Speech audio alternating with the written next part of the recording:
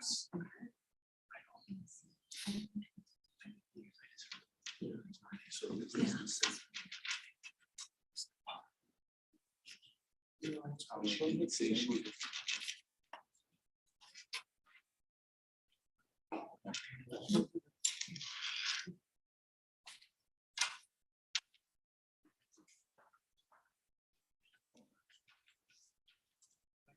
Yeah.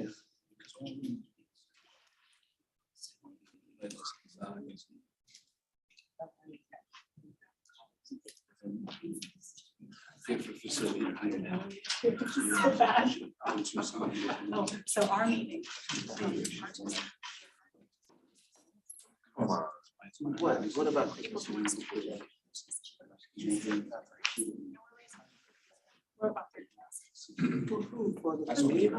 Because they don't want us.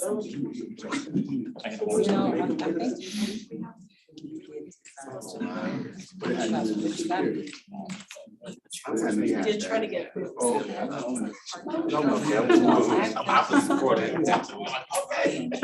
yeah.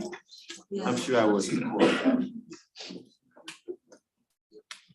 That's all we got to deal with. Chris.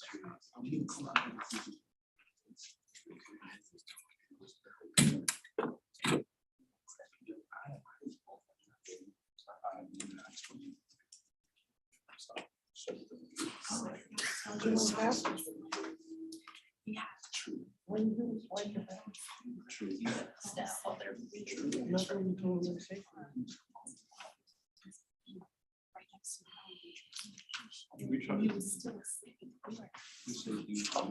Absolutely. They're still. So They've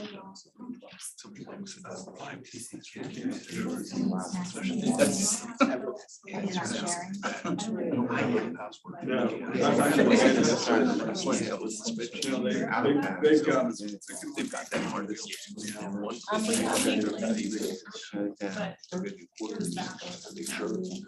parent found. because I mean, transition is gonna have to do. While the kids were.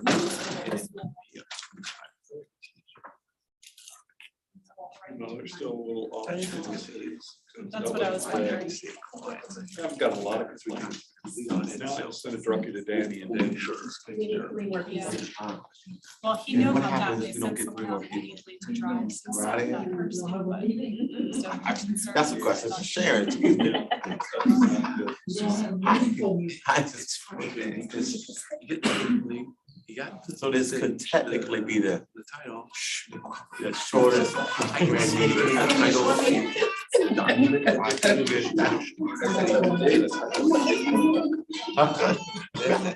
was gonna make that announcement going in.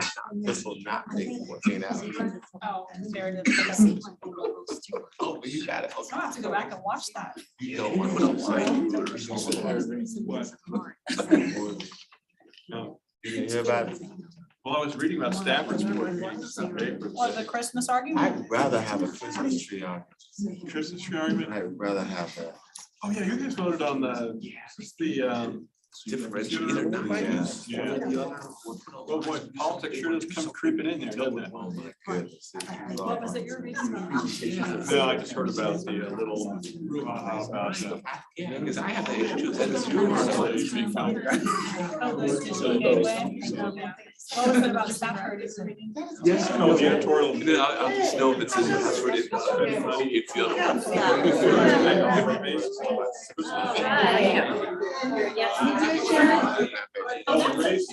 Well, I guess we got us a meeting. Try this hard. Right. That's an attack on. She was the one that led some of those. So someone. Oh, yeah. Calculation.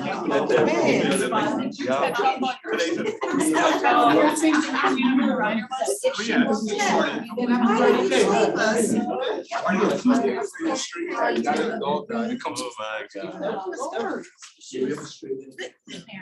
Everybody said we were looking at $30,000. Be all right. That's kind of strange. Up on right about. How are you? Hey, Was that great? How you doing? You are good, yeah. He's doing great. Prince William County leads the way. Hey, this organization is. We ain't doing this. So I forgot we had a meeting, which is why I have this on. We're still there. Staff responsibility to take over our school system.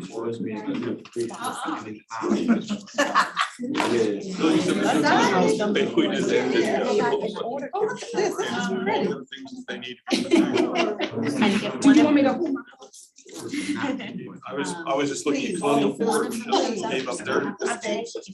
I'll call you before I got in here. You make this. So ours actually go up and So that's first reason when yeah. Okay, gotcha. State first for Northern Virginia, adjustments for you. So if we have to compete for law enforcement, yes, we also have to compete with those. So we can use that to try to get the quota, which means maybe you guys can get some percentage. We can get around the two lists. I think Independent city to be. All right, folks, good evening. So I did that, just shut down all that. We're gonna go ahead and get started. We now have us an awesome quorum, so we're gonna start this meeting at 7:01. And good evening, everyone. So PRTC is live streaming the meeting on PRTC's YouTube channel. The information was on PRTC's website, Facebook page, and at both facilities. We rise for the Pledge of Allegiance. Pledge allegiance to the flag of the United States of America and to the republic for which it stands, one nation, under God, indivisible, with liberty and justice for all.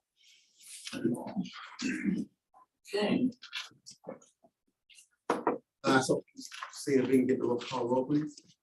Victor Angry, Here. Andrea Bailey, Present. Kenny Bodie, Margaret Franklin. Here. Janine Lawson, Yesley Vega, Pete Camlin, Maggie Hansford, Kalai Kandasamy, Karen Mills. Here. Karen Short, I'm sorry, Kim Short, Right here. Ann Wheeler, Tanisha Allen, Monica Gary. Here. Meg Bumpy, Pamela Young, Pamela Sadowski, Ralph Smith.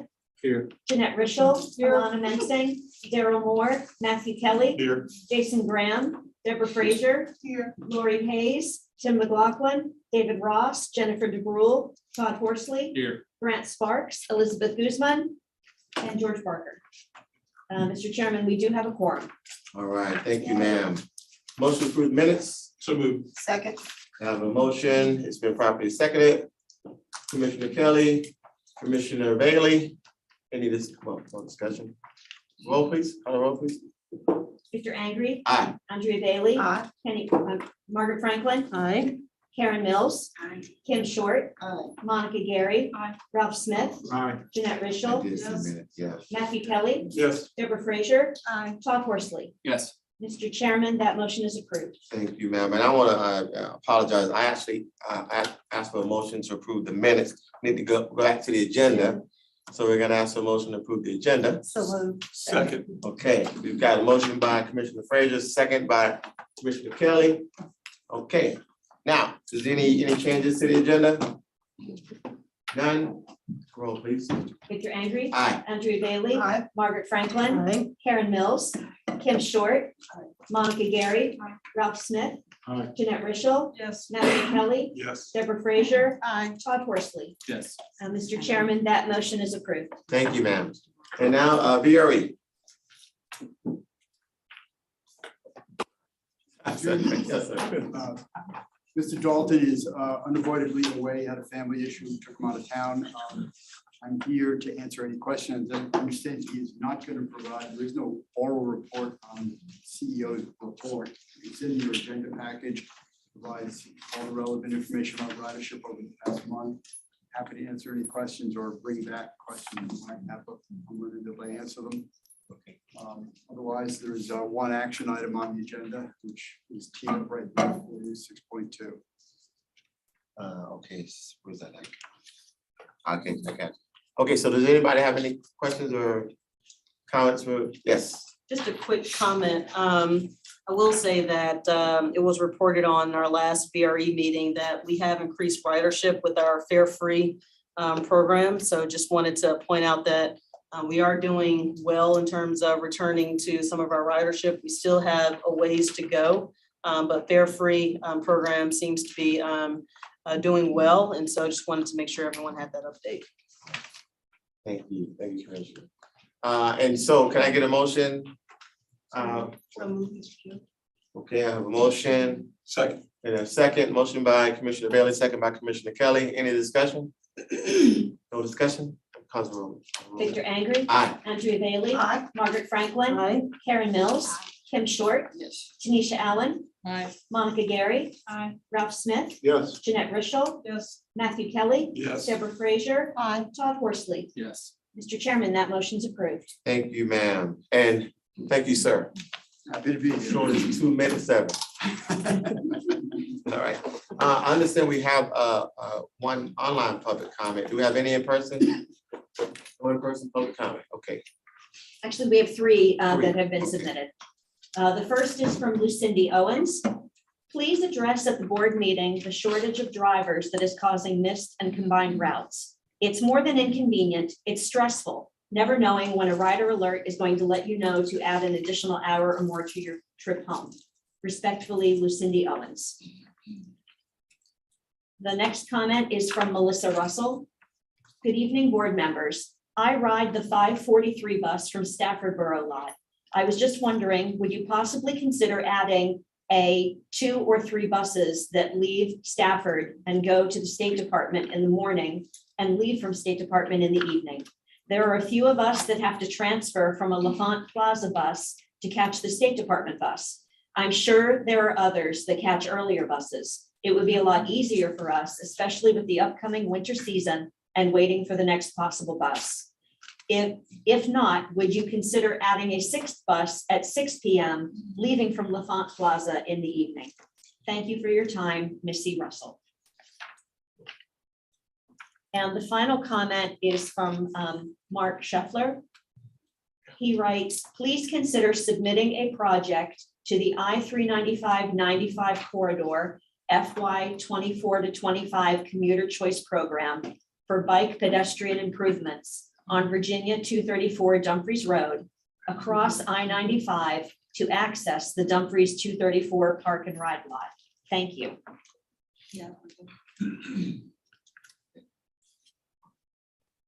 All right, thank you, duly noted. And we received that email about the 234 one as well. Thank you, Mr. Chairman. All right. Okay, consent agenda. Now I have 3 items of consent. Can I roll them all into one? I'll just move consent agenda as submitted. All right. I have a motion. Second. Okay, I got a motion, Commissioner Kelly, I got a second, Commissioner Allen. Any discussion? Call for roll, please. Victor Angry, Aye. Andrea Bailey, Aye. Margaret Franklin, Karen Mills, Kim Short, Yes. Tanisha Allen, Aye. Monica Gary, Aye. Ralph Smith, Yes. Jeanette Rishel, Yes. Matthew Kelly, Yes. Deborah Frazier, Todd Horsley. Yes. Mr. Chairman, that motion is approved. Thank you, ma'am. And now we're on to our executive director, Dr. Snyder. Yes, sir. Opening, I wanted to let you know that Parent Palestrant has already responded to 2 of the 3 public comments. When we received those, we have not heard back, but Parent's very diligent and will follow up with those. Did want to point out that item 9.3 industry article is an active report, highlights transit workforce shortages, causes, solutions, et cetera. So it's a very timely article to read about what is happening and what some of the recommendations are. At the national level, there are 2 things that are driving conversation. Number 1, workforce shortages, and number 2, zero emissions bus. So you're going to hear one part of that tonight as well. We are sincerely struggling for qualified transit operators. It is industry-wide, nationwide, and to help respond to this, we are adjusting our original winter service change, and we're modifying it from an all-at-once approach to begin on December 12th and doing a phased approach that allows our micro transit and Manassas to Reston commuter route to begin on December 12th. And then the rest of the service change will be January 30th. We're still having issues with timelines for vehicle deliveries. So again, things can't be as aggressive as we would like. But what this does is this gives more time for QLS to successfully train and prep the operators for the changes to the system. So one thing that they've done is they now no longer hire just a person with a CDL. They can train them from no CDL, clean driver's license, all the way into a CDL operator. That takes longer, but we also want to make sure they have the skills behind the wheel to deliver the services. October ridership continued to trend at an increase for commuter bus. Unofficially looks like about a 2.5% increase from September, which is good. Local routes were flat compared to September, but weekends continue to be very strong and encouraging, increasing month to month. We have a number of new hires in the organization, some new roles, several recent retirements or general turnover. We took a look at some of the positions and what are some opportunities to make improvement and realign roles. Once we've fully backfilled, we'll bring in some new faces so you can meet them and we'll update your org chart. But two positions of note include our new customer experience manager, which is very different from customer service, which tends to be more reactive and addressing complaints. Instead, this is our customer experience manager who looks at our system from the perspective of making the system more reliable or easier to understand from the passenger perspective. And an organization like ours needs loving critics. So it's a person who doesn't ride our system from the outside who can come in and really help out with that. Additionally, we've added a facilities project manager. We've had this position, but it's been realigned to do the support for record keeping, tracking maintenance records for the facility, et cetera, but also will take a stronger role in passenger amenities. We've made some big steps over the past few years. Credit Lamar Johnson, who was with us, who retired, kind of set the stage for us to take that next step. So what we'll be doing is hopefully adding an increase in shelters and benches, which we'll be budgeting for this next fiscal year. So you can look for that. And then you'll see that as we get through that budget cycle.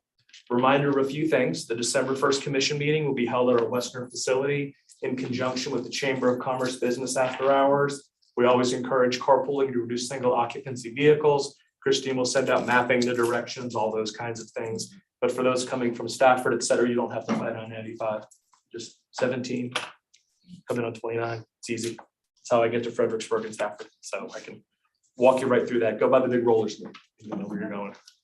An additional reminder is the joint legislative forum on Monday, December 5th. OmniRide will provide a bus at 7:45 from the Kiss and Ride loop, which is the circle right over here outside the building. And we'll take you up to the hotel where we have the joint legislative session. And again, that's 7:45 departure from here. And then we'll provide the shuttle to take you up. And that's a legislative forum. The speakers include myself, Rich Dalton from BRE. I believe we'll also have Randy Clark, who's the new CEO from Metro, and some other faces. So it'll be a good presentation. And as mentioned previously, we had planned on a fall budget workshop. We have set the date of Wednesday, November 16th from 2 to 12 right here at OmniRide World Headquarters. It's a working lunch for the OmniRide commissioners and finance staff. And it's designed to provide a commissioner update on a few key financial areas. One is the motor fuels tax fund balance and its trends. That tends to be something that is a big topic come budget season. Our goal is to instead provide this information in advance of the decision-making cycle. Additionally, we'll be able to give you a better trend of revenue and ridership and service volumes and what we're spending as it relates to those services. And that includes how much of our service is grant funded, how much of that service is locally funded. And then we'll also cover service costs, including the balance of that locally funded service. And so when we do end up in scenarios where we have budget questions, where can we move the pieces around and save local dollars? This will be led by Phil Perella with support from his team, as well as myself and Joe Stainsby. Phil, of course, is our Chief Financial Officer, and Christine will send the notice information with RSVP. There's no action taken, so we don't need a formal quorum or that type meeting. This is truly a case of, it's an educational workshop to really help you understand the finances of the organization and prepare for budget season and the budget cycle We just will need the head count so we can provide food, materials, things like that. So it is a working lunch, so we tried to maximize your time. Couple of cool things to know. The day before that is the Metro Silver Line extension. So if you're really into riding around on a train that you haven't done before, just go ride the Silver Line extension to give away a pennant, apparently. So that could be fun. I don't know if you want to drive out to Reston for it, but good times. And tonight's presentation by Kinley Horn is designed to be very high level. It's a great report. We spent countless hours on it, multiple drafts, and it's a very heady topic. I'm not saying it's 14.5 hours heady of a topic, but it's a very heady topic. And so our goal tonight is to instead introduce it to you. And then it is a public document, so we're happy to share it immediately and meet one-on-one with anyone. But we intend to do a workshop before a commission meeting, possibly in February and March, just an hour before the meeting starts. That way we can come in and give the presentation. This kind of tees up our approach to fleet development, and that will make more sense as you look into our budget requests, things that go with that. So finally, for the legislative committee, I have some draft materials prepared for the legislative agenda. However, some of it's driven by election results, especially on the federal side. So post next Tuesday, I will be making some adjustments based on what is anticipated at the local or state level. There's not a whole lot happening right now. There's not much change, but in terms of next phase of projected infrastructure, things like that, we'll learn more and have that approach. And the goal is, of course, a relevant and timely set of initiatives. Barbara Murdoch is under the weather. Let's all wish her well. So Ms. Carolyn Narr will provide the update on behalf of Keolis. Good evening. Yes, I'm Carolyn Narr, Assistant General Manager for Keolis. As Bob said, Barbara went home today with flu-like symptoms. Thank God she doesn't have COVID. She tested negative, so she's home resting. So she decided to send her backup quarterback, who is me, and I am definitely a diehard fan for Dallas Cowboys. Oh,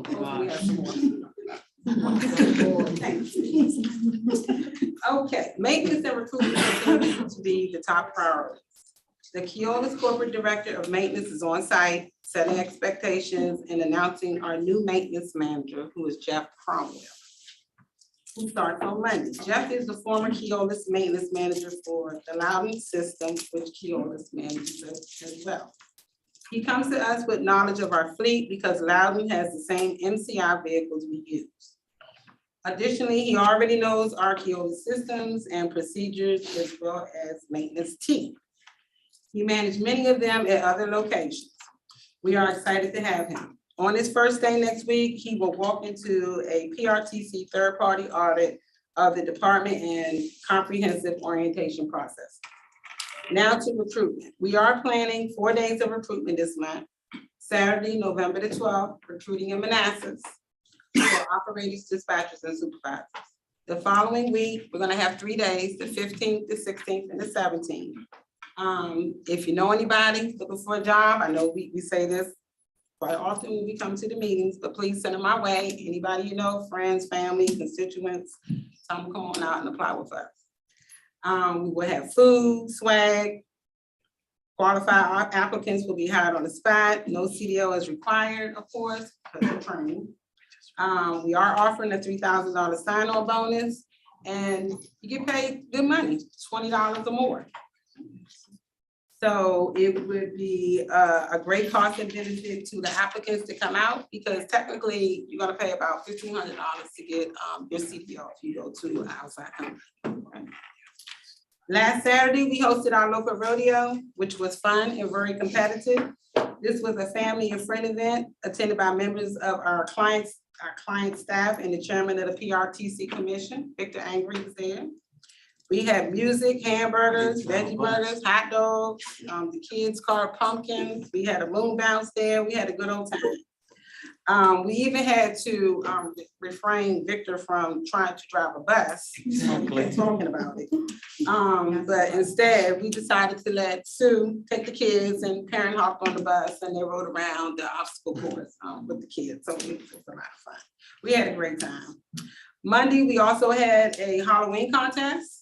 Operators surprised us. They showed up to work. They looked actually really great. They had costumes and makeup on. You couldn't even tell who they were when they came to work. It was just good to see the positive attitudes, and the passengers actually responded very well to it. On service delivery, we're gearing up for the micro transit launch next month, and we started training this week on our resting route to Manassas. Also looking to provide modified service this Veterans Day, and we are planning a Thanksgiving lunch for everyone. Hopefully you guys can come join us in Manassas and Woodbridge. And that's it. Thank you. Thank you. Yes. I'm just curious, how many drivers are you short? And who is our biggest competition in this area for drivers, just out of curiosity? I'm assuming that obviously money is always an issue we're all dealing with beyond bus drivers, it's teachers, policemen, and firemen, but I'm just curious on how short and who's the competition for the drivers? We're competing with everyone in this area. Right now, we're at least short about 15 to 20 drivers.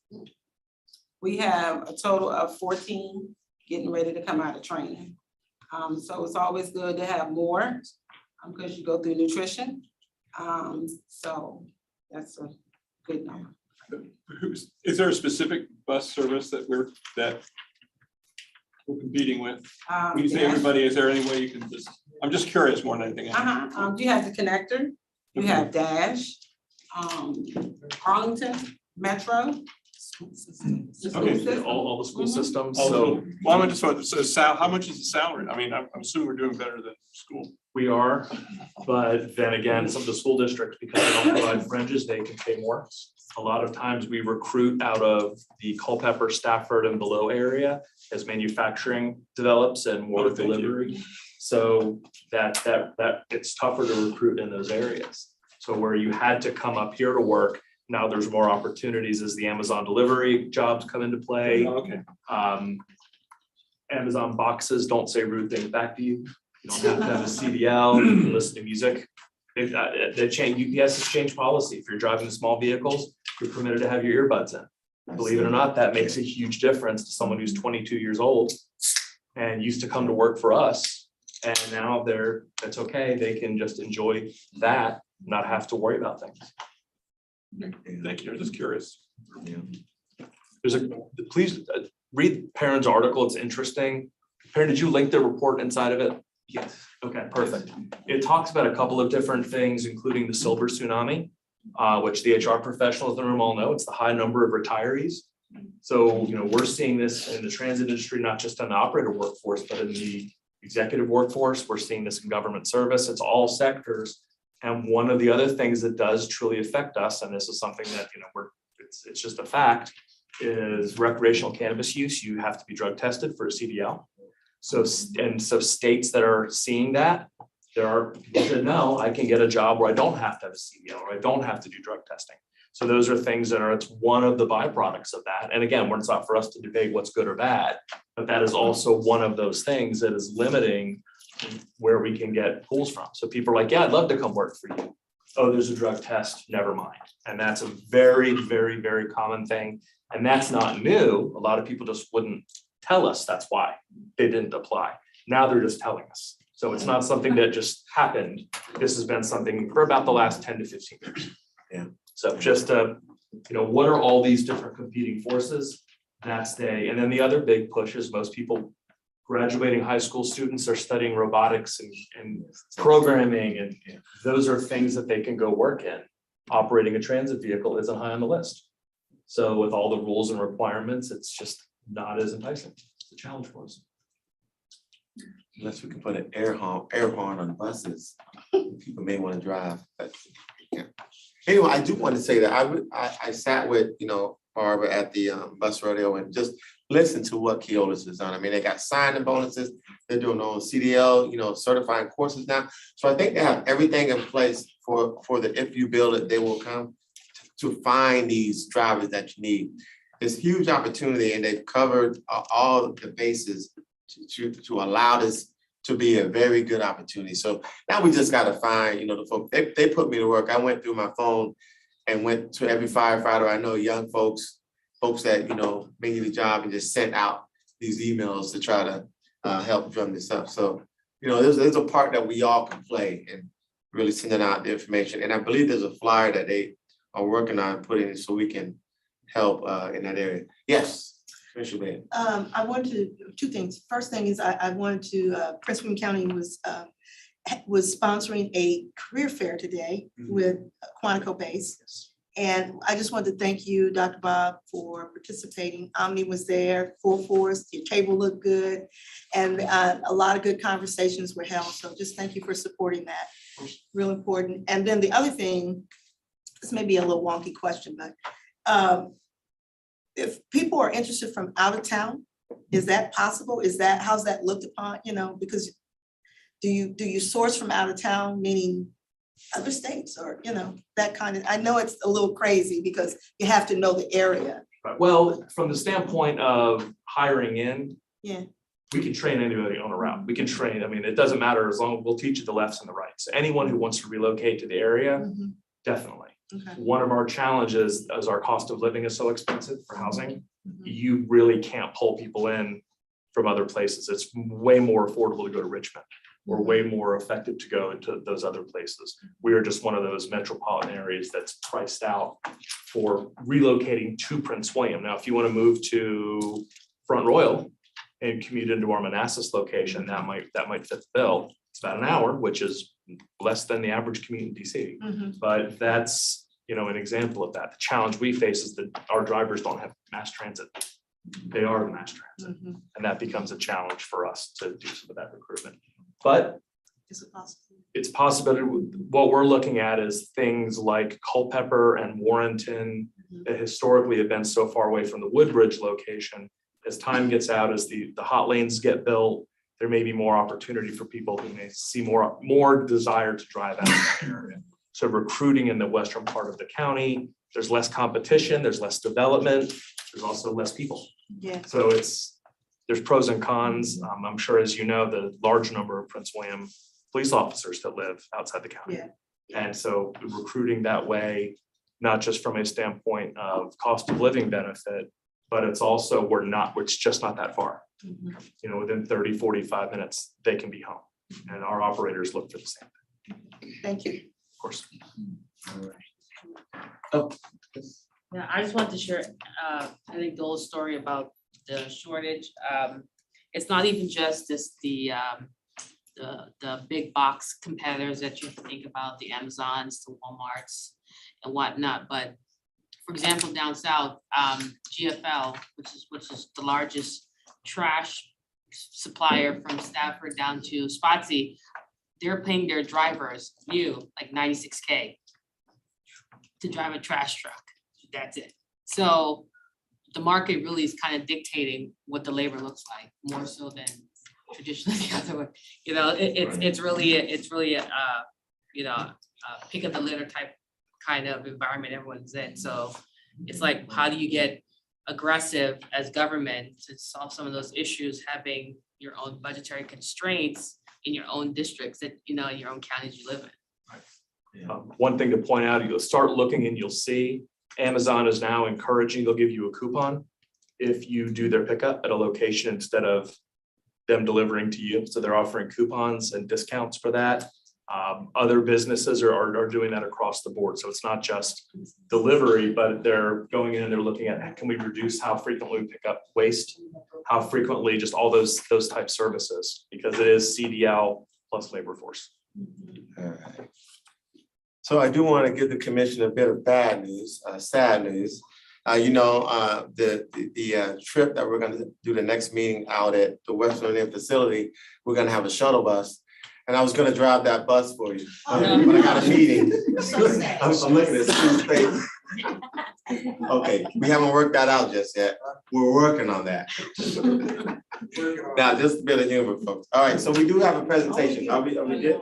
Yes, we are good. Okay, so we do have a presentation here. I'll tee it up. That's okay. Yes, sir. Yes, sir. So last summer you approved, not this most recent summer, but the summer before, you approved us a OmniRide zero emissions bus study. Zero emissions doesn't say electric bus, it doesn't say hydrogen fuel cell. it's about zero emissions. It's agnostic to the fuel type, but how do we get there? So we worked for the last year, meeting sometimes every other week, looking at all the different technologies, looking at how the industry has shifted, and even the industry has shifted in the last year.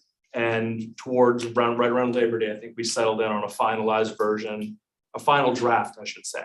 And so we brought Kimley Horn in, and I'd like to introduce Lucas Miller and Mike Schindeldecker. They're going to come up and tag team the presentation. Some of you may recognize Lucas from when he did our strategic plan study. So that might be a familiar face. He's very intimate with the organization, understands its nooks, its crannies, its changes, and where we were and where we are, and now where we're going. So it's nice to have a little bit of continuity. We don't only say bad things about consultants. We're every now and then we're allowed to say a good thing. They've done a great job. Who you're not seeing is some of the technical staff that they also brought to these meetings. There were frequently 2 to 3 other people with expertise in the industry. One of the staff members that work with us very closely has since left and gone, and they're leading the electric vehicle charge for the industry. Another is part of the APTA, electric zero emissions bus working group. So it's not just a couple of technical people, it's technical leadership that isn't here tonight that has helped achieve that. So with that, I would like to, who's going first, Lucas or Mike? We'll both go. All right, there we go. They're going to come down here for a presentation. Just to let everyone know, when we purchased our audio system, it's supposed to have a microphone that redistributes sound. And we keep getting told they fixed it and it's just not working. So we're going to do all of our presentations from down here just to ensure we're meeting the needs of the commission for audio purposes. And then we're still working on the technological issue for it. So. Thanks, Dr. Schneider. Good evening, everyone. My name is Lucas Muller. I'm with Kimley Horn. I'm a consultancy project manager for this. And as Bob mentioned, it's been great to work with OmniRide for almost 10 years now, and very impressive to see how far you all have come and the impressive vision that you have for the future here. So we're excited to share a little bit of our findings to date on the zero emission bus study. So today we're going to talk a little bit about some of the background, where this study came from, what prompted it. As we've all heard, this is a really fast-moving and hot topic among transit agencies, and frankly, all public and private entities, of how do we transition our fleets? What does the future look like for zero emissions? Which technologies? And so we're going to walk through a little bit of our analysis for that, and share some of our preliminary recommendations. As Bob mentioned, we're not asking for endorsement right now. We want to share a preview at a high level of what we've done, and touch base on next steps and get any initial feedback from you all. So with a study like this that can go in so many directions, it's really important to make sure we are understanding how we are measuring success. And so we wanted to establish a set of goals up front to understand what we are striving for. And to do that, we went back to some of the existing documents and some of the local jurisdictions and policy that is in place from the jurisdictions that make up PRTC, as well as a recent Virginia Transit Equity and Modernization study, which looked at this area in detail across many transit agencies. And so I'm not going to read these, but I want to highlight a few themes that come up in these study goals. The first being continuous and reliable. We understand that first and foremost, you all need to have that bus service that's running every day and is convenient and continuous and reliable for your customers. Secondly, focus on the idea of total life cycle emission. Mike's going to talk a little bit about what that means, but understanding where all of these different energy technology comes from and what is the ultimate benefit. We want to focus on advancing environmental justice. This was something that was highlighted in many of the jurisdictions' comprehensive and transportation plans, understanding that we're not only mitigating negative impacts, we want to look at where service may change, but also look at ways to increase the environmental emissions, decrease the negative emissions, and create a more environmentally friendly communities. We certainly want to be cost effective. With a lot of these discussions, there are some needed upfront investments, but making sure that we're looking at the long term and taking advantage of any available funding sources. And certainly understand that as we grow, as you all replace your vehicles and add new ones, we want this solution to be scalable and flexible given changes in technology and the timeframe. So those will feed into how we evaluate potential technologies. Go to the next slide. So what is driving this study? We've touched on this a little bit of how many agencies around the country are starting to do this.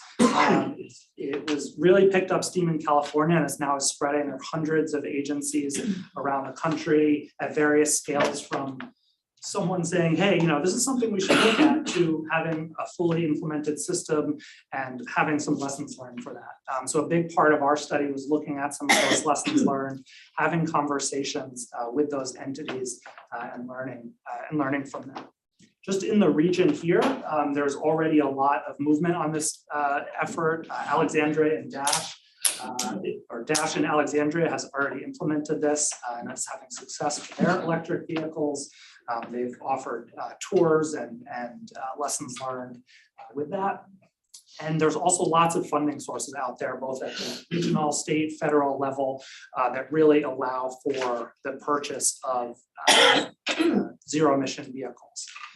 So really the study, we want to understand what's going on, follow it up to date, and assess what really makes sense for OmniRide specifically. There's no one size fits all for zero emission buses. We really need to understand the specific implications for an agency. OmniRide's in a great place to do this. You all have a new facility, you all have a new maintenance facility with lots of space.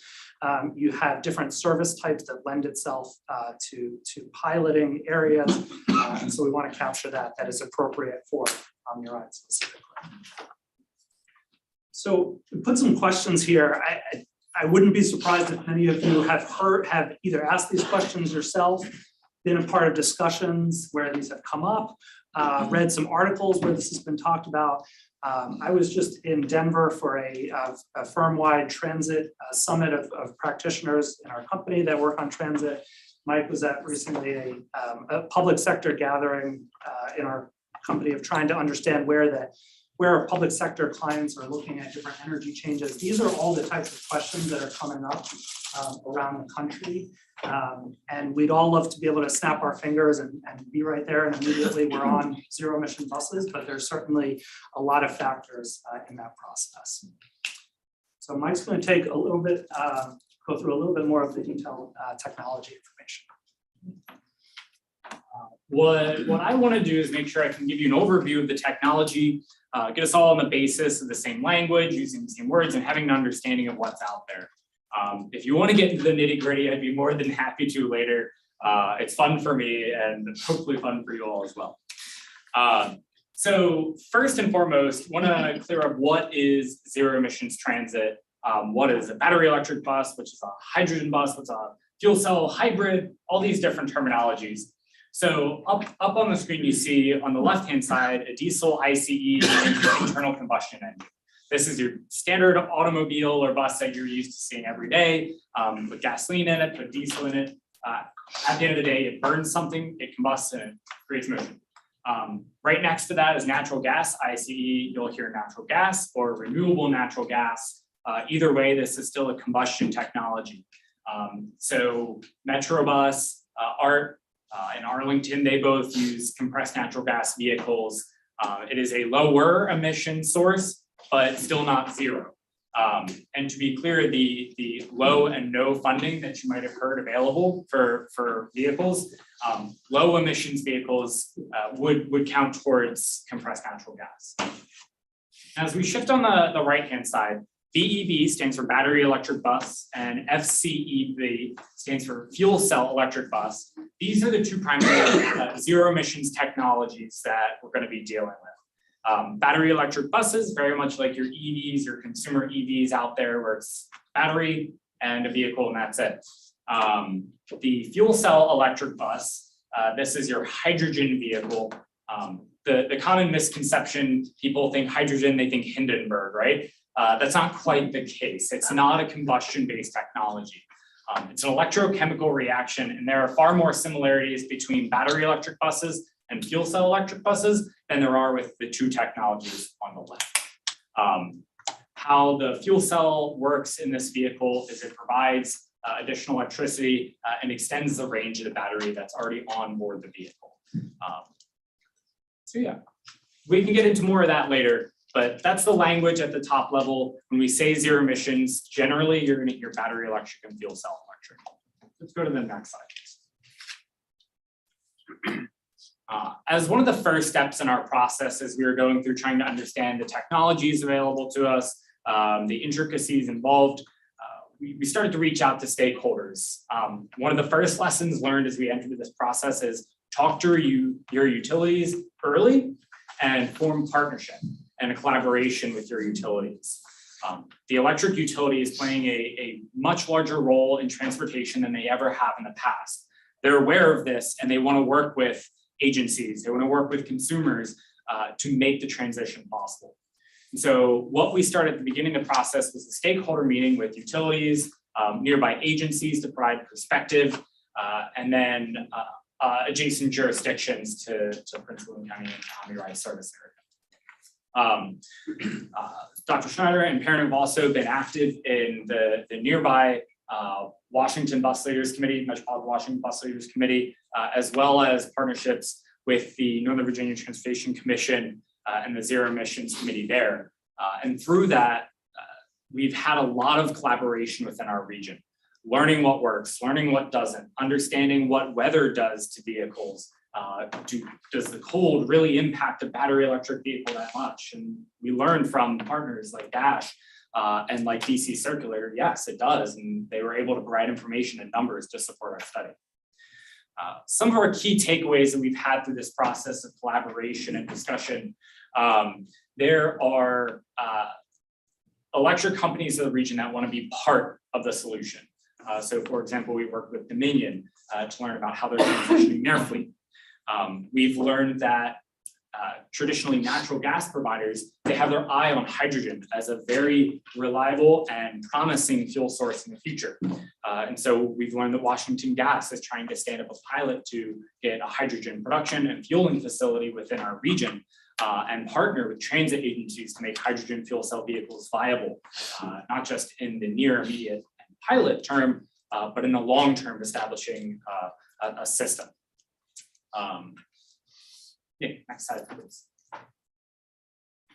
The other important piece that we started this study with is the context of Omni-Ride. As Lucas had mentioned previously, there's a variety of services that come through, whether it be commuter, local, we're looking at micro transit. These all have different technical specifications. And we wanted to make sure we understood the implications these have on the feasibility and delivery of a zero emission system. So you can look at these and look point by yourself. There's a couple I want to point out specifically. We'll start at the first one here. Omni-Ride operates along several highway facilities. Think of our commuter routes on 985. The lesson learned here is battery electric buses rely pretty heavily on this technique called regenerative braking. You might have heard this term where you take your foot off the accelerator in a battery vehicle and the motion of the vehicle recharges the battery. Same thing happens on a bus. It's more weight, in this case, higher speed. But if you have a vehicle running on a highway, it does not gain the ability to recharge and regenerate. And so battery electric buses operate more effectively and more efficiently, where they are stopping and starting at multiple stops and can reach a speed of, say, 30 to 40 miles an hour and then slow down again. The second one I want to highlight here is nearby transit agencies and jurisdictions are also committed considering zero emissions buses.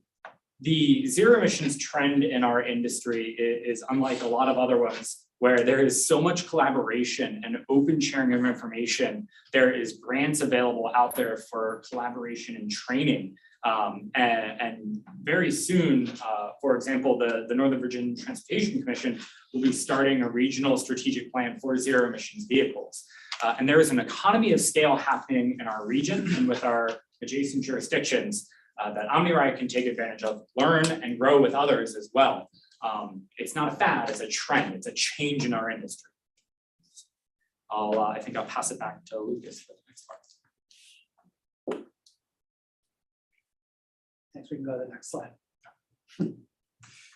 So I wanted to highlight kind of our process to get to the recommendations. We've talked a little bit about doing the market overview, what we've learned from our peers, talking with stakeholders, and comparing different technologies. We're about to walk through in a little bit more detail some of the quantitative and qualitative assessment that we did of potential technologies and regional factors to get to recommendations. You all should have in front of you a one-pager. If I can follow this briefly, looks like this. This is an attempt to summarize our entire study and hit the highlights in one page. So I encourage you to take a look at this. Thank you. And we have extras for folks in the audience. I have a stack under my chair if you want to, or if you can grab them, grab. And yeah, so that summarizes it. A lot of what we'll walk through highlighted here. I want to spend a little bit of time, Mike introduced these different technologies and what we did to make an informed decision based on data and tying it back to our goals that we established in the beginning of the process is compared each of these technologies on three main buckets, and we had individual factors under. So resources, looking at both financial resources, but also staff resources. Operations, getting at that idea of reliability and how does this change the day-to-day operation of OmniRide, and sustainability, both from an environmental perspective as well as a scalability perspective. And what we found, if you look at the chart on the right, the yellow-orange chart, based on our assessment for what makes sense most for OmniRide in the short term, the battery electric buses came out on top for in the short term. So electric vehicles, focusing on a more viable zero emission bus propulsion technology. There's lots that have been adopted already and they're ready to go in the market today. We'll touch a little bit on what the implications are for the longer term in the next slide. In the longer term, we've talked a lot about the dynamics between electric and hydrogen. And the reality is that right now, today, hydrogen is not ready to go in Northern Virginia. There's a lot of entities that are looking at it, but it is not ready right now. And based on what we're seeing and based on the advancements that we're hearing, like the Washington Gas looking to create a hub, the scalability of hydrogen.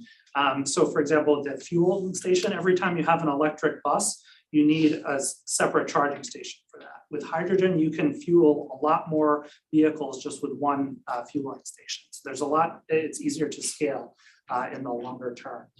So we'll get at what that means for recommendations, but wanting to make sure that we are looking both separately at the near term, understand what makes sense now, and thinking about what is logical in the longer term. Mike, you want to highlight some of the three main recommendations here? Yeah. So we organized our recommendations in terms of immediate, near, and long term. The very first, obviously, being immediate term. Up, you see on the screen here is looking from left to right, stations for paratransit vehicles, then staff vehicles. At the top, you have visitor vehicles. These are all adjustments to OmniRide's Western facility. The intent here was, can we deploy something immediately that will benefit OmniRide and help train staff, maintenance operators, even administrative staff, and get familiar with the technologies available? Right now, as we've alluded to, battery electric technology is compatible with light and medium duty applications. So you see a lot of use Teslas or Priuses. It's these smaller vehicles out in the community. The technology is very similar for, say, a paratransit vehicle. The intent here was also to leverage immediately available grant funding and apply and secure that funding in order to install this infrastructure. And then I think, unfortunately, we weren't successful with that grant, but that doesn't mean we can't continue to do it again or seek other sources of funding to implement this technology as soon as we can. Go ahead and move to recommendation 2. Recommendation 2 is focused on the local western routes of OmniRide. So routes servicing the city of Manassas and the city of Manassas Park. These would be full-size transit buses, 40-foot buses that would be powered through battery electric. You can put I think we're missing an image here, right? But one more time on this slide. There we go. So they'd be powered with battery electric technology. The intent of recommendation 2 is to minimize disruptions to the facility while still working a zero emissions technology into service. Go ahead. I did want to interrupt very briefly on this. One of the reasons the attention for electric is west is once you visited that facility, you will see, you drive by data centers, you drive by an industrial area, it's already pre-plumbed for high volume electrical generation. So it's right around the corner from Hazelton. So let's just say that and move on. Too soon. Leave it right there. I don't want anyone to have flashbacks. But we don't have that infrastructure right here in Woodbridge. If we did, Woodbridge might be the first deployed, but the infrastructure exists. So I just did want to point that out. That's an excellent point, and that alludes back to the partnership with utilities. If you don't have the grid capacity in your area, the utility needs to upgrade the grid and you can incur costs at your facility. And so here it's kind of low hanging fruit. And that's the intent of this recommendation number 2 is a low hanging fruit. The local routes served by these battery electric buses require a range of between 80 to 120-ish miles, which are well within the capabilities of a battery electric bus today. And I want to hit on that last word, today. The technology available to us is rapidly changing. Even since we started the study in November, we've seen advancements in range capabilities of vehicles, both battery electric and even within hydrogen vehicles. So that will lead me into recommendation number 3, if I could go to the next slide. Recommendation 3 is the long-term vision for the OmniRide fleet. And we built this in a way to be future-proof. We didn't want to pretend like we knew everything today, what would happen in the future. It's going to change. And so the way this is structured is we'll deploy the initial 6 to 8 vehicles on local routes. We'll have the immediate term paratransit vehicles or small scale vehicles, and we will learn a lot from that. We'll take the real data, the real information, the lessons learned within OmniRide's context, and then create another path and make a decision. And here we're assuming the year 2026. Where we have enough information, we can take that and then make an educated next step and the next step after that. And the more we learn and the faster technology changes, we might have more available to us. And so if we were to take that decision point and say at that point, now we can start transitioning vehicles that are starting to age out of our fleet, we could potentially turn the entire fleet to zero emissions vehicles by 2044. That's the horizon year if we just follow replacement schedule. Yeah. Thanks, Mike. So we are at a stage where we have these preliminary recommendations. We want to hear some discussion and feedback from you all. Bob mentioned having a workshop in early 2023 to get into a little bit more detail and hopefully lead towards endorsement. In the meantime, we're definitely going to be keeping our eyes out for other potential funding sources. We're going to do a little bit more work on the detailed design of some of those immediate term locations, as well as fully develop the cost estimate and continue that coordination with power and utility providers. So we're really excited for this, for you all, and the opportunity that presents itself here. We're happy to take some questions or any comments as you have. You mentioned that hydrogen was not quite ready yet. Do you have a timetable for that? A best guess. A best guess. A best guess. That's really in Washington Gas's hand at this point. I don't know if Dr. Schneider or Aaron, you've had further conversation with Washington Gas. They are interested in putting together some Department of Energy grant applications and doing a consortium for the Northern Virginia region. but it hasn't gotten off the ground. We're not formally participating, but they've reached out to us, and at each stage, they just get our perspective because we are tied in with the automotive or the vehicle manufacturing OEM industry. And so they just kind of pick our brains, being a local resource of what trends we have. So I will say this, it is deployed in Europe. So it's not a unknown technology or an unsuccessful technology. It's just like if you've been to Europe, your plugs for your laptop here don't work for the wall there, right? They've just chosen a different current type. It's still electricity. You still stick a paperclip in it, you get shocked, but they use a different way to approach and power their entire infrastructure. And so we may be in a similar scenario where we go one way and Europe stays the way they are. We'll just have to watch and see. So they're already using hydrogen. And also, of course, battery electric. So it just depends on the application. And I will add to this, the limitations here are the scale of production and then the distribution network. So that's what's going to hold back advancement within, let's say, transit applications of hydrogen. There isn't a large, hydrogen port somewhere around here. We have natural gas ports and really ample petroleum distribution, but it's just not there yet.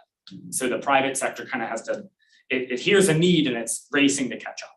Thank you. If I could build on that, because having wonderful sister cities in Europe, being able to talk about this, they are so far ahead of us Yeah. on this, it's not even funny. But that's what they're doing. They're going hydrogen. They're gonna, while we're building up to electric vehicles, they're phasing out of them and moving on to the next level. So the biggest, frankly, the hydrogen is more efficient and you can do more with it, doesn't have the high infrastructure and other costs that are associated with electric vehicles.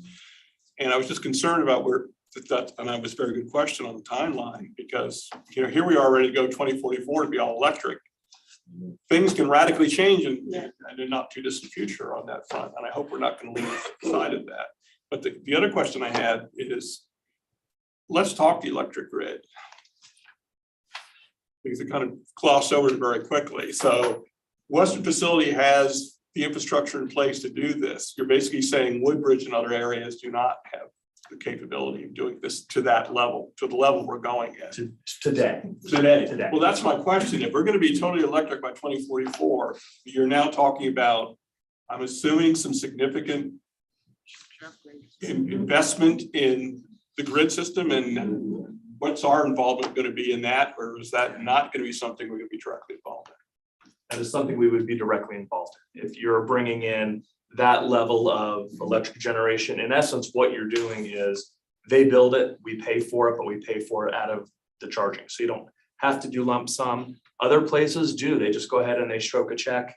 The county may, for example, say, no, we're going to write a check and not have an increased utility fee because we can take advantage of microgrids. That's a big parking lot out there.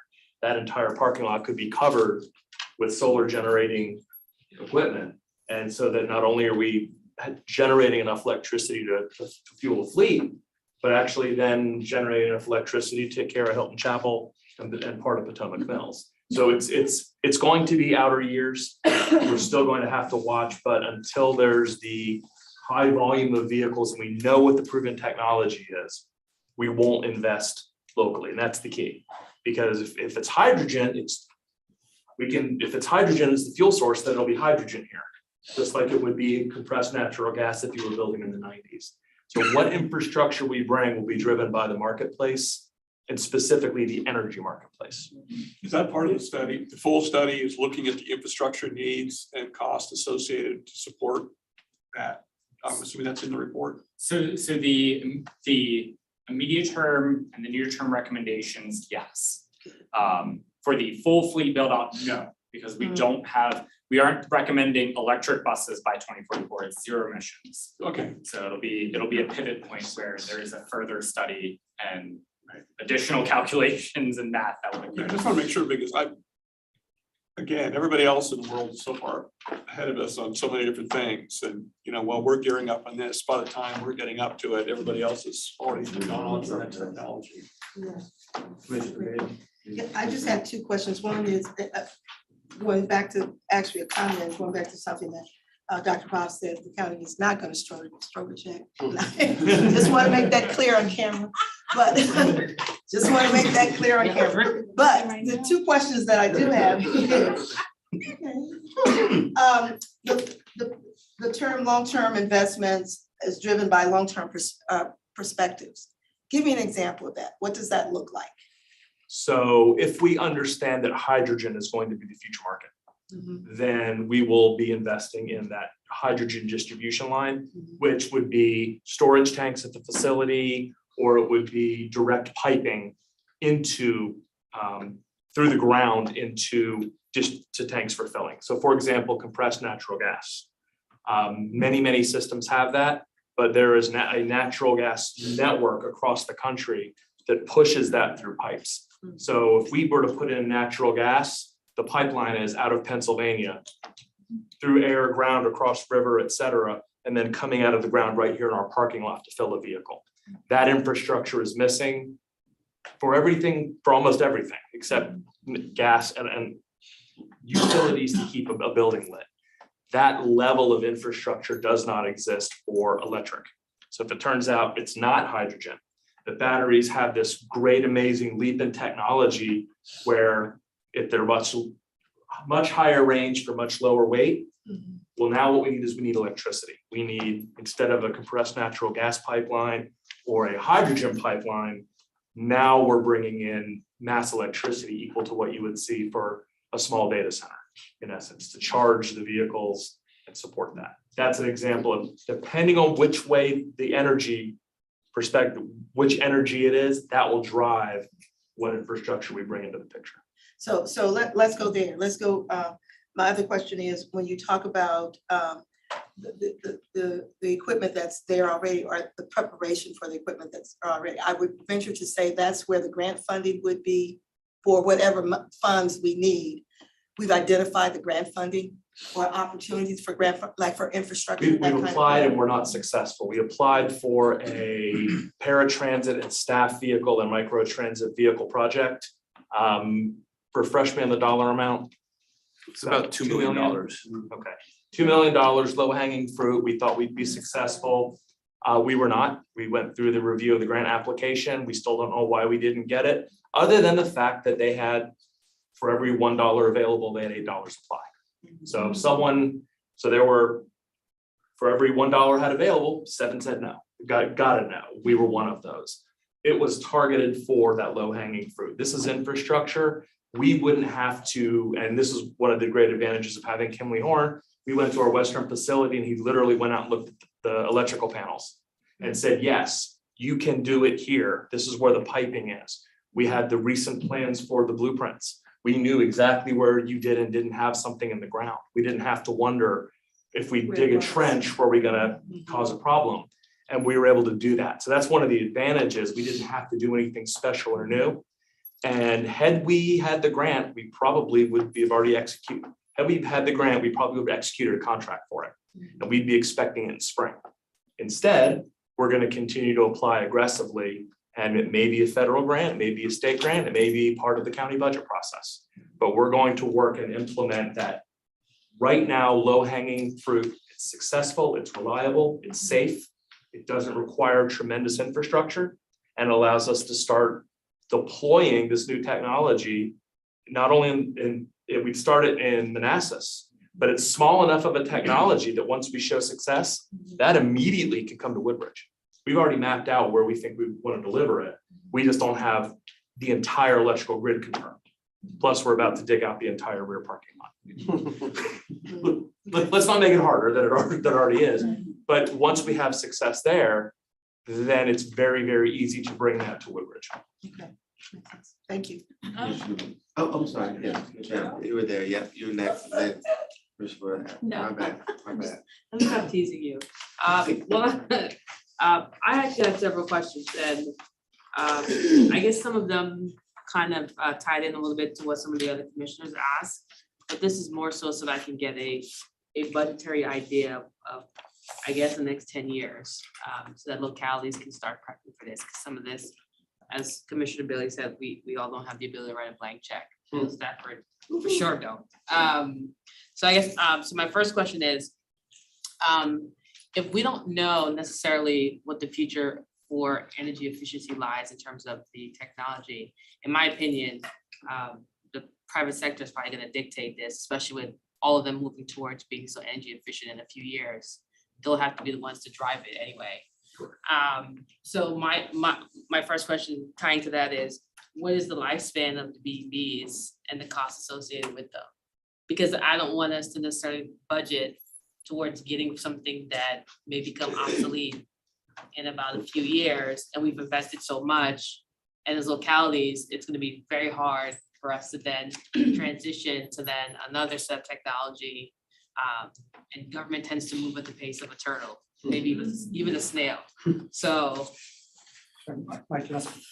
So any vehicles we buy would still be subject to FTA's useful life requirements. okay. So for a transit bus, it's gonna be 12 years. Currently what is changing in the marketplace, older models, you'd have to swap out that battery in the middle of the vehicle's life to continue to operate at the range it was specified to do.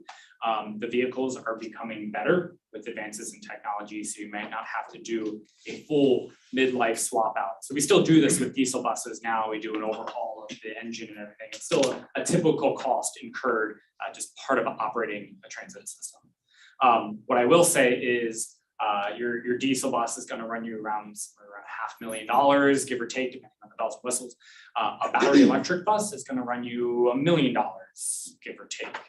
A fuel cell bus is gonna run you 1.2. And these are numbers that were at the beginning of this year, and we haven't necessarily seen how procurement has advanced or changed over the past, 4 to 6 months. It's been a bit crazy. In addition to that, now you have $8 billion getting injected into this demand, increasing the price of these vehicles because demand is increasing substantially. In the private sector, they're racing to catch up as much as they can, but there will be changes, and we have to react to those or get ahead of them as much as we can. Yeah, so I just had, and my other two, well, the second one ties into that. I guess, because you mentioned briefly in the beginning, applying for federal funding and grants and not being successful. I guess with the IRA being passed and us not really, I'm not sure if the guidance has been out as yet. I haven't kept up with to track it. Do we know how much money we're competing for realistically? Like, like when we hear it, they always say, well, you have $50 billion earmark, to X, Y, and Z, but realistically, how much money are we competing for? Because if we can't get $2 million as low-hanging fruit, Right. then I don't want us to be making decisions thinking that we're gonna have access to $20 billion when realistically we don't. And we really need to be realistic in our planning for that shift in infrastructure upgrades. So there's a couple of pots of money we're dealing with here. The first one is the federal low-no grants. Those are specifically for transit agencies. That is correct me if I'm wrong, I think it's $2 billion a year for a total of 5 years. Does that sound right? I think so. It's roughly around that number. So, the IIJA is more attuned to consumer and smaller scale vehicles. I have not reviewed the text specifically to see if PRTC or OmniRide would be eligible for that funding, but there is some limitations on government uses for that. So I don't know the answer to that. Okay, and then the last question, I guess, to tie in those two previous questions and comments would be, and this is tied to Dr. Schneider mostly and staff, is how are we getting localities prepared budgetary wise to help with this transition? In my mind, regardless if we know where the future of energy lies, we just know we're gonna eventually get there. And so how will we allowing for that budgetary transition so that localities are, when we go through our budget cycle, we're making sure that we're keeping that channel open so that we're not being forced to have lump sum monies that we may not have access to be able to allocate when needed. Yeah, we're a little better off than I think other systems that are heavily urban because we're commuter. And the commuter service, the diesel performance, that's not gonna go anywhere. So we talk about the majority of fleet, Part of that is because the coach industry does not have an effective electric vehicle for it. So right now, our largest subcomponent of our fleet doesn't have an electric ready vehicle. It's being tested, it's being demoed, so I would expect that to occur in the next 3 to 5 years. In the meantime, we'll be able to look and see what are those cost implications. Now, one of the good sides, this is very capital centric. One thing that's not discussed is it's less operating expensive cost. So you're not paying for fuel. You're not paying for as many parts of the internal combustion engine. That internal combustion engine is less reliable than an electric motor right now. So there's a lot of other things that come into play. This is, I dare say, we're not quite moving from the horse and buggy to the car, but we are right now in the Model T era where we've been, there's still horse and buggy on the road. Right now, our buses are Model T. We're about to move into the next generation of vehicles. We don't know a lot of these answers, and that's what makes it such a challenge.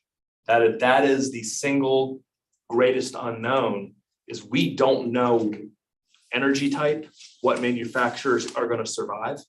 Right now, the number one builder of the battery electric bus is Proterra. They've been in the market the longest.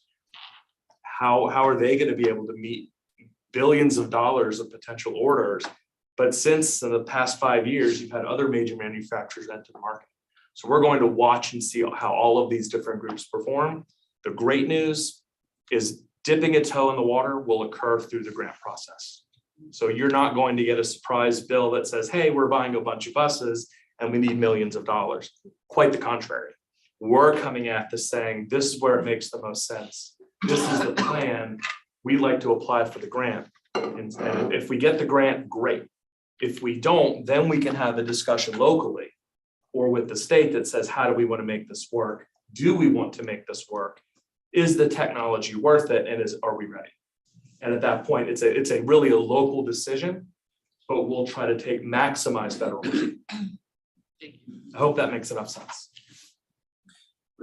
Appreciate that. And I appreciate that you mentioned, Dr. Snyder, about the state, because I was raising my eyebrows over that Delegate Guzman. And I want her to give us some money for this. Joking aside, but not joking aside. A couple questions. One, I apologize, I was a little late to this, but did you all talk about the implications on the workforce? So the cost of retraining folks from going towards one mechanism of propulsion to the other one, and how that sort of spins up. So you did. It is something that we touched on, but I think it's worth highlighting and elaborating. It is a really important aspect, because the people that are out there in the garages, they've been working with the same type of vehicles for a long time. And they know all those tricks and tips. This is a shift. And that is, I think, one of the benefits of doing a smaller pilot to test that out. And so you're not all of a sudden say, hey, we just replaced our fleet, go figure this out for every bus. You're getting to learn on those initial vehicles. There are certain training, I think, Mike, correct me, but I think we're seeing some of the bus manufacturers offering some training. There's also agencies that have gone through that, like AC Transit out in California has been very helpful in talking with other agencies. Can you talk about the other initiative in California? Yeah, the acronym is CTTC. I forget exactly what it is, but there's a consortium of agencies in Southern California. They all banded together and they banded their grant funding together, because as an aside, 5% of any federal grant funding for low and no emissions bus must be used for workforce development. It is a requirement. And the other piece of that, it's not just development, it's workforce transition. The federal government has been very intentional to say we want our existing staff and our maintenance techs to learn something new and grow and bring a new generation. That's that piece. In Southern California, you have this coalition where agencies have stood up dedicated zero emissions training facilities, and they have their staff go and they learn and they bring back the skills and train workforce locally. And it's, I alluded to this earlier, a leverage of regional resources. And we're lucky here to have so many operators, because to take it in many different ways. We can leverage the knowledge and the shared skills amongst that without being competitive, as we kind of talked about earlier. Sure. And if I could just, sorry. And then my piggyback question off of that, and it was mentioned earlier, is looking at NBTC and some of the other regional bodies that we're a part of. Has there been conversation with NBTA as well? Because I feel like as we look at the different sort of plans that we have out there from a regional transit and transportation perspective, we have NBTC, we have NBTA, we have commuter choice program. We have all these programs that are having conversations about sustainability in terms of environment, in terms of zero emission, in terms of carbon neutrality, but also in terms of the workforce and things like that. So my first question is, are we talking NBTA about this? And two, how are we talking more regionally about pooling those resources? Because we were unsuccessful in the grant that it sounds like we went in alone with, but are there opportunities for us to go in again as a region to pursue some of these funding sources? So I'll touch on the NVTC portion first. They are initiating a Northern Virginia study, zero emission bus study that I would definitely be a key participant in. I think one of the probable outcomes is kind of aligning for combined grant application. It's really, it's not trying to tell, okay, Arlington, you need to do this, Prince William County, you need to do this, but it's trying to look for opportunities for overlaps and collaboration. From the NBTA front, I know that there's the transaction program, there's a long range plan. I'm not 100% sure if. So to answer that, they do fund vehicles. You have to have the plan. It has to be part of transaction. I'm part of their transportation technology committee. Right. And I've lost track of when I do things, but I think it was this spring. I was actually on a panel talking about what will be the transition for zero emission vehicles in the fleet. So we're very involved and very active in that regionally. And I was on a panel just this past week with Josh Baker of Alexandria, and we talked about some of the challenges that we face because they're a very different operating environment than we are. But we've hosted their fleet at our Western facility and kicked the tires, that type thing. So we're already building all the relationships. And Perrin and I have been to AC Transit and their facility. And we've also had calls with Foothill Transit. Foothill Transit is the other West Coast leader. They're the Southern California leader. And Keolis is their maintenance and operations provider. So we have, in addition to me knowing their executive director, their director of maintenance, et cetera, we also have the technical side of information where when we're ready to really dig in, we've got a whole different set of understanding and perspective.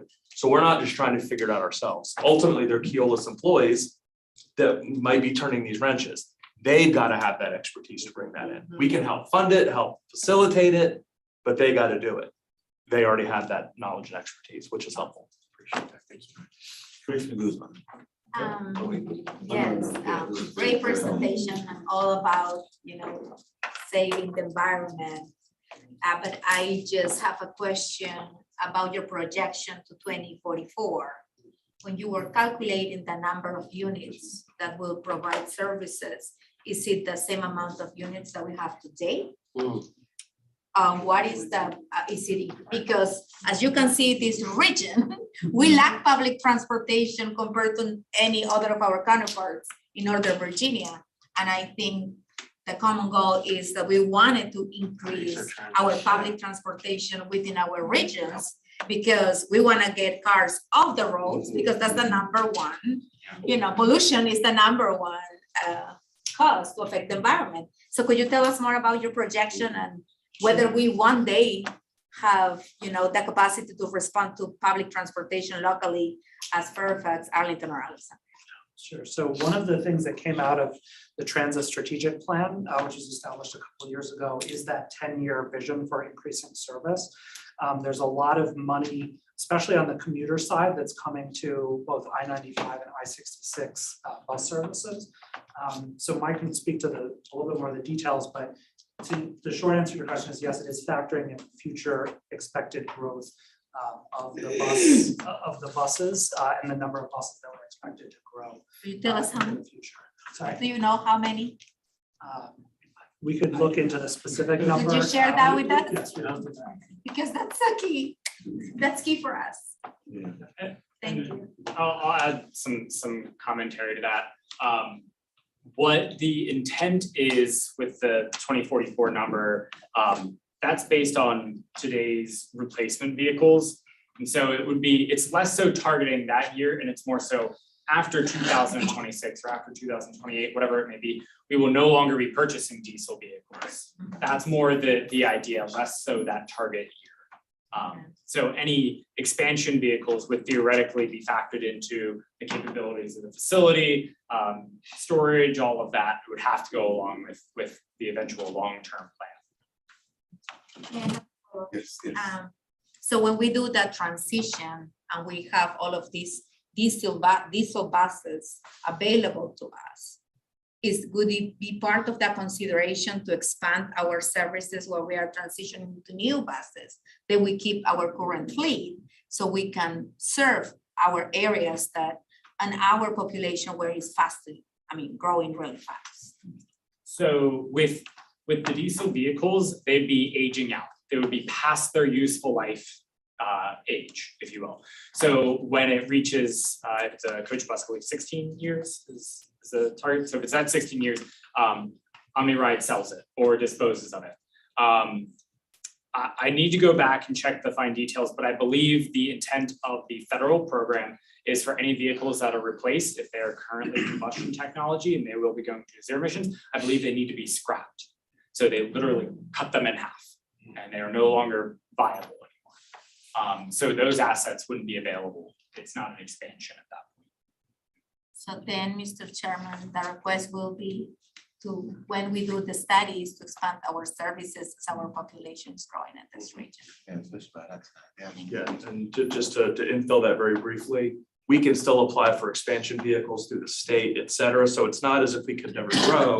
It just isn't that one for existing fleet. The vast majority of the federal government's philosophy is, we'll help you buy the asset and we'll replace the asset. But if you want to expand the asset, then you're going to have to put in more skin in the game. So that's generally where and there's programs and protocols and we have that process in place, but it's just more of a budget question and when we're ready, as opposed to the cycle of, we could do that tomorrow. Well, not tomorrow. A long lead time to get a bus. Checks. But yeah, but we could just stroke checks and everything. Thank you. I think my question was answered. Are we keeping up with phasing out the buses that need to be phased out to keep up with the Clean Air Act and how active are we in approaching that and being on target with it? And I think you answered some of that these buses have to be scrapped, so to speak. But are we there? We are. So one of the other things that does get lost in the pursuit of the zero emission bus is all things considered, it's actually a pretty darn clean diesel engine. For someone who started in this industry in 1999, who had his office near, who just could never open a window, versus today, they're light years different. We are now using literally a different kind of diesel than we were using then. We are now using particulate traps that are different. We are now using higher battery regeneration, what we call hybrid systems, where everything used to run off of a pulley. Well, that pulley existed because it was running off the combustion engine and spinning. Now those systems are running off of electrical. So we're shifting and getting more fuel economy, lots of computers and sensors, which ironically makes it less reliable because there's more things to tell you no. But so there's some pros and cons to that. But Perrin's been working with NVTC on procurement. So he's been riding back and forth from the Pentagon. His bus back from the Pentagon is 57 people on it today, right? That was the count. It was yesterday, it was 57, and the day before 55. That's the count. Leaves the Pentagon, goes straight down the interstate nonstop. So once it reaches its proper speed, easy acceleration, high efficiency. I don't know how much more if we turned around and what would it cost to charge that bus and bring in all the chemistry to put a battery in it. I'm not sure how far we'd move the needle to make things much cleaner. Definitely could we? Absolutely. I'm not sure for that particular instance it would make a difference. That might be very different from Dale Boulevard with lots of traffic lights, with hills, with lots of stops, or Route 1, lots of stops, lots of traffic. So that's an example of where the vast majority of our fleet, if we went electric, we'd save some money, but I'm not sure how much we'd save because our fuel economy is good. there's a lot of moving pieces to this, and that's what, we could literally, okay, we could do that 14.5 hour meeting tonight if you want. We could break that record. It is that complex a topic. We're not doing that. When the guy from Shell Oil comes in to speak to us and says, we don't know. But here's the message that I walked out with. Shell Oil, they're no longer buying or setting up refineries in the United States. They understand that there's a peak of energy production of petroleum products. They understand where the market's going. They're not going to spend hundreds of $millions to stand up more equipment. Now, they'll support keeping what's going. But they were describing that they had a full tanker of oil that went from Singapore to somewhere, I forget the location, and it ran there on hydrogen. So even Shell understands, okay, there is a massive market shift and they don't know where it's going. That's the most fascinating part of this. And we just don't have answers because no one has answers. We don't want to be part of the bleeding edge. We want to be right behind the person who's bleeding. And I got to credit the state. The state's been aggressive with this. DRPT's been supportive. They're the ones who helped fund this study along with Prince William County. And I will also say this, any municipality or any locality that wants access to this, we're happy to share. We're happy to come down and meet and explain our logic. Happy to do so. We're going to have a separate workshop to revisit this once it marinates a little bit longer. But in the meantime, we're available and we're happy to come in and give some explanation. This is that industry, the turning point of our industry is right now. If I can prep a little bit of what our 14-hour discussion is going to be. A few points. When you talked about the amount of money potentially available, and we throw numbers around, and as good politicians, we always look to put the greatest face on everything. We say, wow, we've got $2 billion to throw away. Well, like the smart scale, when we went ahead, we had $1 billion and we had $5 billion of requests for funding. 9 times out of 10, looking at the map and how many other services are setting up and going, the competition is going to be hot and heavy for this. So that's one aspect on the capital side. Capital is easy for me. Capital is, it's so much for a bus. I finance it for so long. I got to stroke a check every month. And then there's the operational side. Example and question, we just staff made a presentation just on a school and went $77 million school. The tax rate on that school is going to be 4 to 6 cents. Now, when you go ahead and you ask staff, all right, now let's roll the operational expenses in for that new school, that 4 to 6 cents just turned into 11 cents.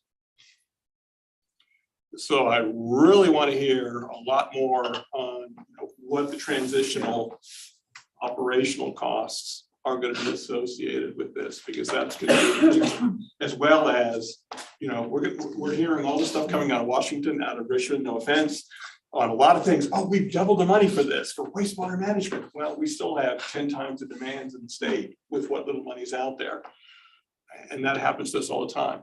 I'm getting only a little bit concerned here because we run a bus service, which is going to be a competition for all these dollars too, as part of this. And I'm hoping that maybe this is the time, because we're already tied to PRTC at the hip on funding anyway, for the Fred bus system. Is this something that we want to bring them up into this conversation?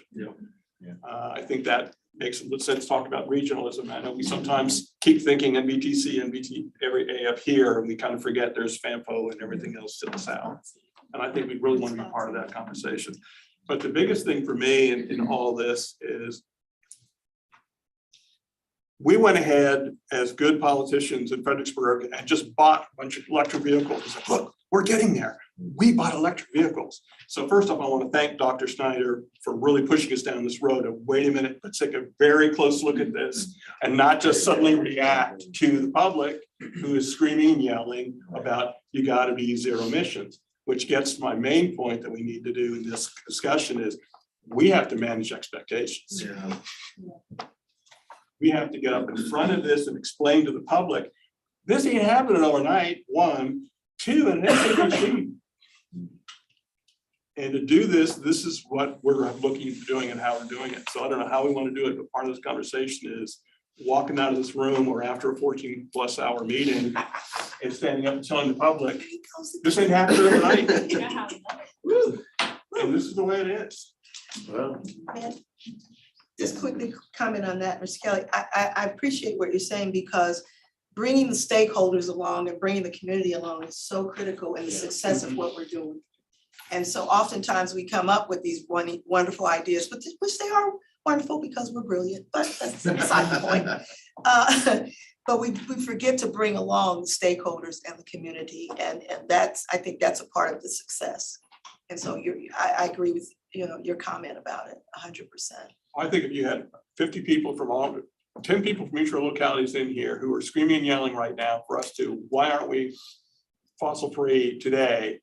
Would have to leave this discussion and go, well, now I understand what's really involved. Because again, we talk in sound bites.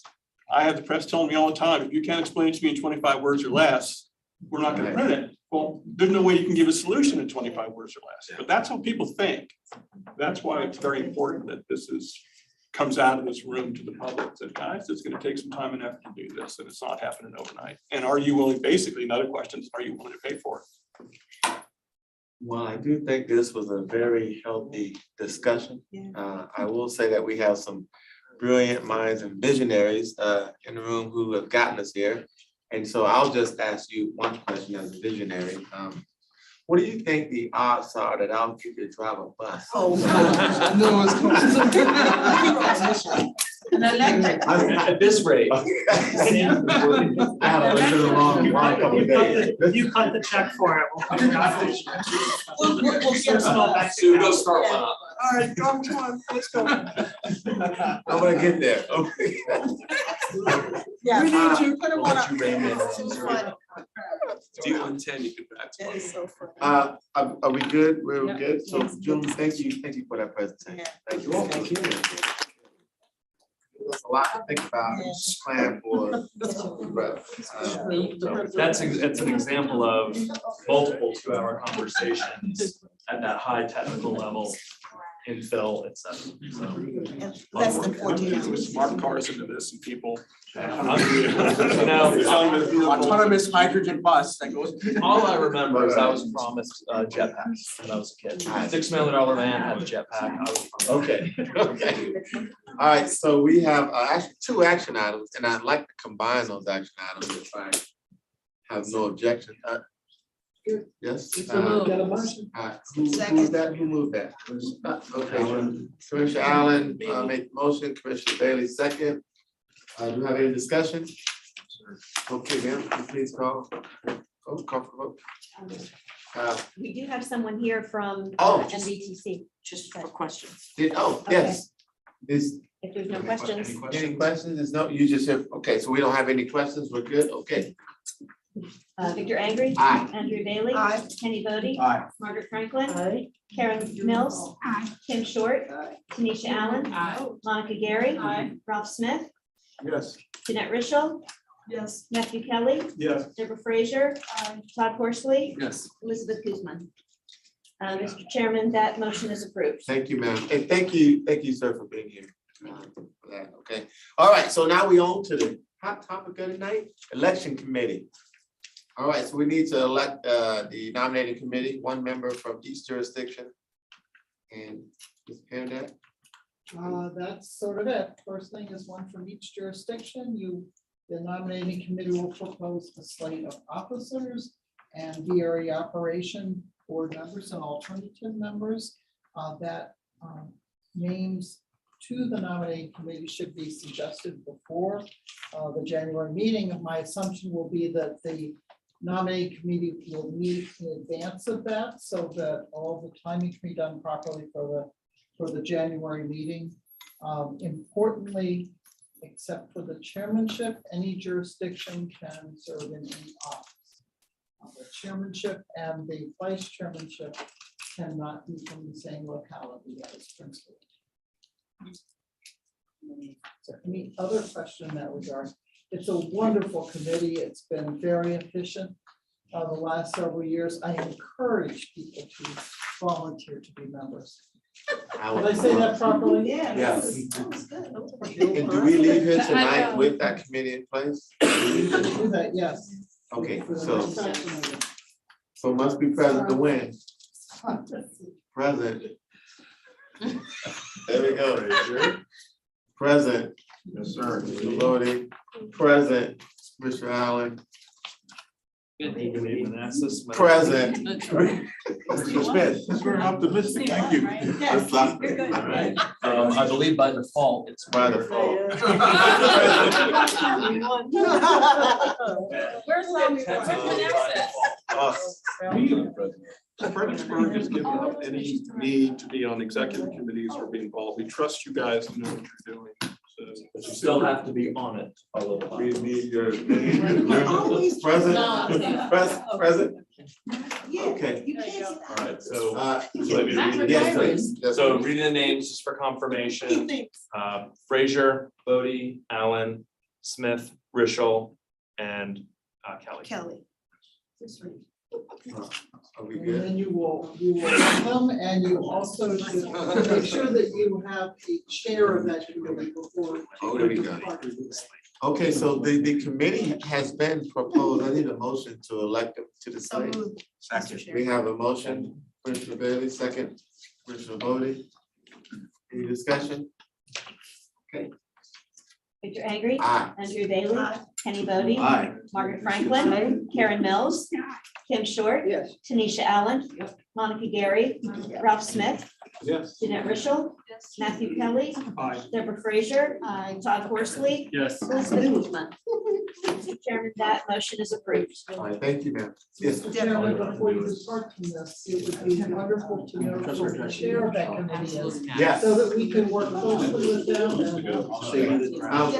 if I might also mention, One sec, so this Panic we is need to talking, know who the chair is. if we can identify the chair. Ms. Sebeski can advise you all on how streamlined she's made this whole process. To help as well. Last time she did a really good job. Yeah. So of the committee, anyone want to Ms. volunteer or Rostrov. be voluntold? They're gonna be speeches. Are you gonna be speaking? Yeah. Oh, God. Sorry. I'm really feeling. I think we should volunteer Commissioner Allen. Feel the same Commissioner thing. Frazier. So Oh, I have a second over here. I nominate Commissioner Allen. Commissioner she Allen? said no. She said no. I would encourage it to be someone who has Ms. Sebeski's phone number. Commissioner Frazier. Because that's hard to find. I do. If someone else shows me what to do, Oh, you want Yeah. to Pam Sebeski No, is if she's, doing it with you, yes. yes, She's she been is. doing it She's for a been- while. So why don't we just let her do it?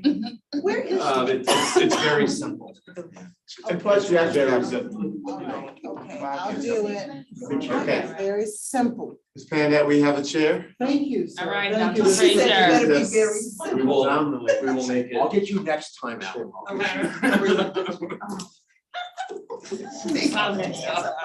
All right, and I'll just say really quick, this one note, that rodeo bus ride was awesome. Okay, so when we do that next year, if you have the opportunity, and we will be doing it next year, you should really come out and enjoy that. That was really a good time, learned a lot. I really want to prepare myself because I want to be a part of it next year. You know, and the goal is I'm gonna bring a fire truck out. We're really gonna try to. Yeah, we are, but it's a great day. Cookout, families, music. You drive the bus, I'll drive the fire. There it is. Oh, still my heart. So now I'm gonna go around to other business and commissioners time, and we'll just start down here on the end. Go ahead, can you get the table? Okay. I don't have. Pass. First of all, since I won't see you guys until Christmas, happy Thanksgiving, that's one. Until December, excuse me. And then secondly, if you would like to donate, Commissioner Gary and I are leading a campaign for Serve Food Bank, which is based in Stafford County and also serves Fredericksburg. We are collecting gift card donations for holiday meals, whether it's frozen meats, canned food, box food, whatever, so that families can have a nice holiday season. So if you would like to give, please go to the Serve website. Commissioner Gary will tell you what that website is. I can't remember off the top of my head. Serve-helps.org. Yes, so www.serve-help.org. And if PRTC would be so kindly to maybe put a link from the website. It'd be greatly appreciated, and just enjoy your time with your family, and please protect yourself from terrible flu and RSV season, so. All right.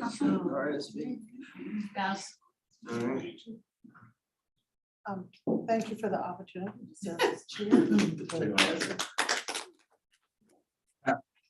Congratulations, Madam Chair.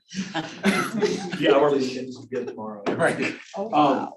Just wanted to echo what Commissioner Allen just said. Hope everyone will have a good Thanksgiving, because we will not see each other between now and then as a committee or a commission. I just also want to just express again how excited I am that we have this now, that the draft study is going to be coming out. We'll be working on this. I know we have a lot of constituents to the point who have been screaming at us for a long time to get this done. I'm glad we're being very thoughtful and methodical about this, and what have you. And I will throw it out again. This is also very timely as Prince William County is embarking on creating our first community energy sustainability master plan. And so I want to make sure that as we have those conversations, we plug in with Julia Mano, who is our new sustainability director, to make sure that we're linking those kinds of initiatives together, because we have goals now as a county by 2050 to be carbon neutral, and so this is obviously a big step in that direction. Thank you, Mr. I can't beat that. That was pretty cool. As obviously echoing Commissioner Allen, please give, if you're able, share that information. There's a video that our county made that we got to participate in, and so that's pinned to the top of my Facebook page. So if you forgot the website, you just like look me up on there, and it's all there. It's on our county as well, but I pinned it to the top, so it's easy to find. And happy Thanksgiving. Well, happy Thanksgiving to everyone. I did watch the ad for both of supervisors of planning to contribute to the food drive. And I would like to comment on me right for the Sunday services. Oh, They are very popular, so thank you for doing them. Hope people with it. All right. Todd, nothing. Well, we have reached the end of this. I will simply say also, Veterans Day is coming up, so. Yes, thank you to all the veterans. Thank the vets, have a conversation with them. I do every day. On that note, I'd like a motion, Second. motion, properly second. Any discussion, no discussion? Roll call, ma'am. You don't need a roll call, we're good, okay. Acclamation. All right. Hey Sue, we're good? That was good. That was good. I like that. That was great. Christine. I just want to, I want to go on record as saying. No, I'm saying is, we didn't.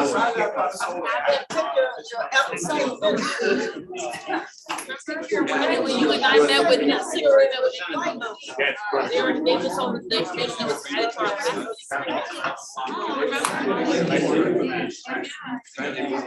yeah. So I'm glad no one asked questions.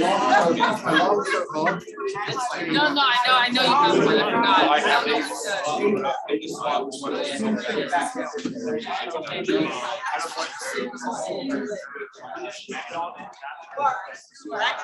I lost.